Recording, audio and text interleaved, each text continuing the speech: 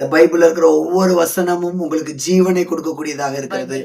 ಪ್ರತಿಯೊಂದು ವಾಕ್ಯವಾದದ್ದು ನಿಮಗೆ ಜೀವನ ಕೊಡುವಂತದ್ದಾಗಿದೆ. ஆத்துமாவில் மட்டுமல்ல உங்களுடைய சரீரத்திலும் ஜீவனை கொடுக்கக்கூடிய ஒரு சக்தி இந்த வசனத்திற்கு உண்டு. ಆತ್ಮದಲ್ಲಿ ಮಾತ್ರವಲ್ಲ ಶರೀರದಲ್ಲಿ ಬೇಕಾದಂತ ಶಕ್ತಿ ಇದರಲ್ಲಿ ಉಂಟು. உங்களுக்கு சரீரத்திலையும் உங்களுக்கு இந்த வசனங்கள் வல்லமையை கொடுக்க முடியும். ಶರೀರದಲ್ಲಿಯೂ ಈ ಒಂದು ವಾಕ್ಯವಾದದ್ದು ಶಕ್ತಿಯನ್ನು ಕೊಡಲಿಕ್ಕೆ ಸಾಧ್ಯ. இயேசு இந்த பூமியில இருந்த பொழுது ಯೇಸು ಭೂಮಿಯಲ್ಲಿರುವಾಗ லாசருவே வெளியே வா என்றார். ಲಾಸರನೇ ಹೊರಗೆ ಬಾ ಎಂಬುದಾಗಿ ಕರೆದರು. அது ஆத்துமாவை மாத்திரமல்ல லாசருடைய சரீரத்திலும் விடுதலையை கொண்டு வந்தது. ಅದು ಆತ್ಮವನ್ನು ಮಾತ್ರವಲ್ಲ ಲಾಸರನ ಶರೀರದಲ್ಲಿ ಒಂದು ಬಿಡುಗಡೆಯನ್ನು ಕೊಡಲ್ಪಟ್ಟಿತು. மரித்த ஒரு பெண்ணை பார்த்து ಸತ್ತಂತ ಒಂದು ಹೆಣ್ಣನ್ನು ನೋಡಿ தலித்தாகுமி சிறு பெண்ணே எழுந்திரு என்று சொன்னார்.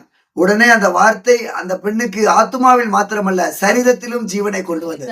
ಎಂಬುದಾಗಿ ಕರೆದಾಗ ಆ ಹುಡುಗಿಗೆ ಆ ಆತ್ಮದಲ್ಲಿ ಮಾತ್ರವಲ್ಲ ಶರೀರದಲ್ಲಿ ಒಂದು ಬಲ ಉಂಟಾಯಿತು. நாயின் ஊர் விதவையின் மகனை பார்த்து ನಾಯಿನ್ ಎಂಬ ವಿಧವೆಯ ಹುಡುಗನನ್ನು ನೋಡಿ வாலிபனே எழுந்திரு என்று சொன்னார். ಯವನಸ್ಥನೇ ಎದ್ದೇಳು ಎಂಬುದಾಗಿ ಹೇಳಿದರು. அவனுக்கு ஆத்துமாவில மாத்திரமல்ல சரீரத்திலும் அது ஜீவனை கொண்டு வந்தது. ಆತ್ಮದಲ್ಲಿ ಮಾತ್ರವಲ್ಲ ಶರೀರದಲ್ಲಿ ಜೀವವಂತು ಪ್ರಿಯವಾದ. இன்றைக்கும் அந்த இயேசுவின் வார்த்தைகள் ஜீவனாக இருக்கிறது என்கிறதை இந்த வீடியோ பதிவின் மூலமாக உங்களுக்கு நாங்கள் அறிவிக்கிறோம். ಆ ಯೇಸುವಿನ ಮಾತಾಡೋದು ಜೀವಂತವಾಗಿದೆ ಎಂಬುದಾಗಿ ವಿಡಿಯೋದ ಸಮೇತವಾಗಿ ನಾನು ನಿಮಗೆ ಹೇಳಿಕೊಡುತ್ತಾ ಇದ್ದೇನೆ. ஆமென். விசுவாசிக்கிற உங்களுக்குள்ளே அது பலன் செய்கிறது. ನಂಬುವಂತೆ ನಿಮ್ಮೊಳಗಡೆ ಅದು ಬಲವನ್ನು ಉಂಟು ಮಾಡುತ್ತದೆ. ஆண்டவரே உம்முடைய வேத வசனத்தில் ஜீவன் இருக்கிறது. அந்த ஜீவன் என்னுடைய ஆத்துமாவிலும் என்னுடைய சரீரத்திலும் வல்லமையை கொண்டு வரும் என்று விசுவாசியுங்கள். ಹೌದು ಪ್ರಿಯವಾದವರೇ, ಈ ವಾಕ್ಯದಲ್ಲಿ ಜೀವವಿದೆ.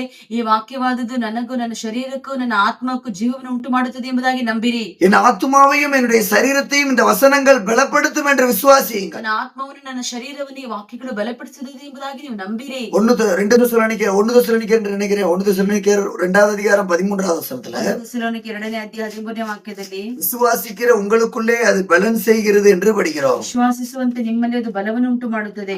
1 தெசலோனிக்கேயர் 2வது அதிகாரம் 13வது வசனம். 1 தெசಲೋನಿಕೆ 2:13ರಲ್ಲಿ ಓದುತ್ತೇವೆ. இந்த வசனத்தை விசுவாசியுங்கள். நிச்சயமா இந்த வசனம் ஜீவனாகவும் வல்லமையாகவும் இருந்து உங்களுடைய ஆத்துமாவிலும் சரீரத்திலும் இது கிரியை செய்யும். ಈ ವಾಕ್ಯವನ್ನು ನಂಬಿರಿ, ಆವಾಗ ನಿಮ್ಮ ಆತ್ಮದಲ್ಲಿ ಶರೀರದಲ್ಲಿ ಕ್ರಿಯೆ ನಡೆಸುತ್ತದೆ. இந்த நாளிலும் மரித்த உங்களுடைய சரீரமாக இருந்தாலும் சரி, சரீரத்தின் அவயவங்களாக இருந்தாலும் சரி, இயேசுவின் வசனங்களால் இயேசுவின் வார்த்தைகளால் ஜீவன் அடையட்டும். ಈ ದಿನದಲ್ಲಿ ನಿಮ್ಮ ಶರೀರದಲ್ಲಿ ಅಂಗಾಂಗಗಳು ಸತ್ತಂತ ಸ್ಥಿತಿಯಲ್ಲಿ ಇದ್ದರೂ ವಾಕ್ಯದ ಮುಖಾಂತರವಾಗಿ ನಿಮ್ಮ ಆತ್ಮಗಳು ನಿಮ್ಮ ಶರೀರಗಳು ಜೀವ ಉಂಟಾಗಲಿ. உங்களுடைய ஆத்துமாவுல ஒருவேளை நீங்கள் மரித்த நிலவரத்துல இருந்தால், ಆತ್ಮದಲ್ಲಿ ಒಂದು ವೇಳೆ ಸತ್ತಂತ ಸ್ಥಿತಿಯಲ್ಲಿ ಇರುವುದಾದರೆ இந்த கர்த்தருடைய வார்த்தை இந்த காலை வேளையில உங்களுக்குள்ள ஒரு ஜீவனை கொண்டு வரட்டும். ಈ ಕರ್ತನ ವಾಕ್ಯವಾದದ್ದು ನಿಮ್ಮೊಳಗಡೆ ಒಂದು ಜೀವವನ್ನು ಕೊಂಡು ತರಲಿ. ஆமென். கிறிஸ்துவின் இந்த வார்த்தைகள் நமக்கு ஜீவனாகவும் வல்லமையாகவும் இன்றைக்கு மாறுவதாக. ಈ ವಾಕ್ಯವಾದದ್ದು ನಿಮ್ಮೊಳಗಡೆ ಒಂದು ಜೀವವಾಗಿ ಶಕ್ತಿಯಾಗಿ ಮಾರ್ಪಡಲಿ. கர்த்தர் உதவி செய்வாராக. ಸಹಾಯ ಮಾಡಲಿ. Praise the Lord. Praise the Lord.